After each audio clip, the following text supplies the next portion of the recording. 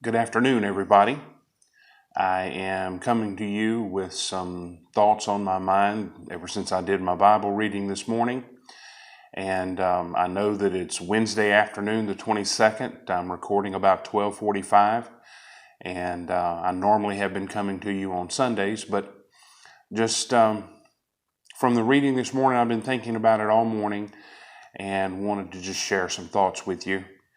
And I guess you might say just some midweek encouragement, certainly from a minor prophet that is encouraging. Although his circumstances weren't good, his message is good.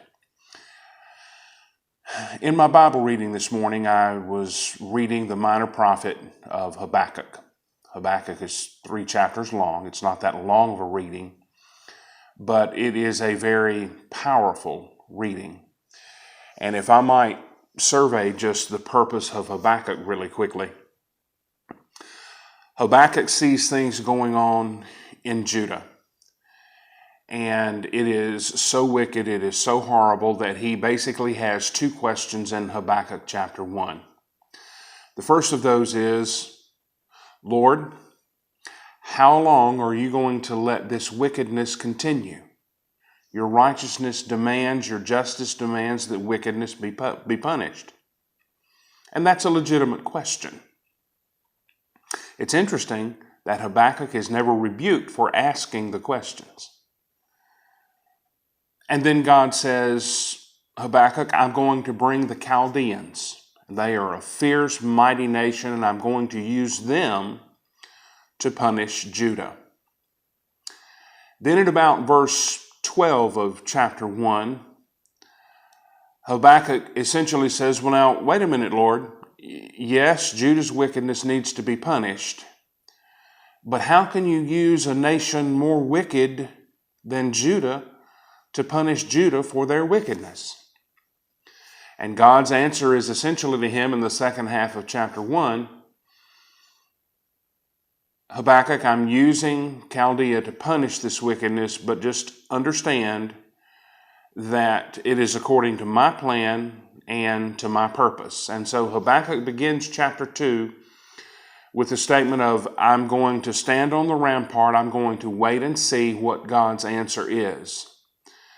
And then God points out in Habakkuk chapter 2, 4 or 5 different woes on different types of wickedness in the land, and why he is punishing the nation of Judah. But then he concludes chapter 2, verse 20 with this statement. The Lord is in his holy temple. Let all the earth keep silence before him. Habakkuk, I know how things seem from your vantage point. Judah is wicked. They need to be punished. That is right.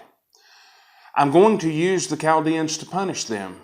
But then you ask the question, how can you use the Chaldeans to punish Judah? Habakkuk, I'm in control. Wait and see how I unfold the plan and how everything will work out in my approach to dealing with both Judah and with Babylon, or Chaldea. Then in chapter 3 of Habakkuk, he gives this prayer, this praise, this statement is given to him such that he's reminded that God is righteous and God is faithful. God has time after time after time shown his mercy, shown his justice, and has always shown his faithfulness. I guess the statement that really caught my attention this morning is the last few verses of the book. I just want to read Habakkuk 3, verses 17 to 19. Here's what Habakkuk says. Though the fig tree may not blossom, nor fruit be on the vines, though the labor of the olive may fail, and the fields yield no food, though the flock may be cut off from the fold, and there be no herd in the stalls, yet I will rejoice in the Lord. I will joy in the God of my salvation. The Lord God is my strength. He will make my feet like a deer's feet, and he will make me walk on my high hills. Ladies and gentlemen, we are going through some tough times, and we have questions about why things are happening. Those are natural. It is not sinful to ask questions, but we also need to accept God's answers. I will tell you straight up, I don't know why all of this is happening like it is. But I do know that Jehovah is in his holy temple. He is reigning, he is in control, and all of this will work to his purpose and his plan. And so if it means we go through some difficult times for a period of time, this too shall pass, if I may borrow a phrase. God is still in control, and at the right time and in the right way and for the right reason, God will exalt us in due time. Just a quick message from Habakkuk, just a few words of encouragement.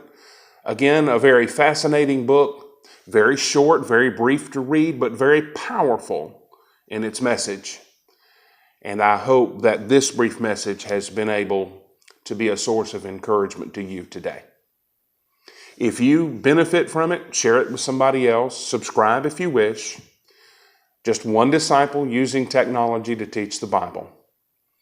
I hope the rest of the day is good. Take care, everybody.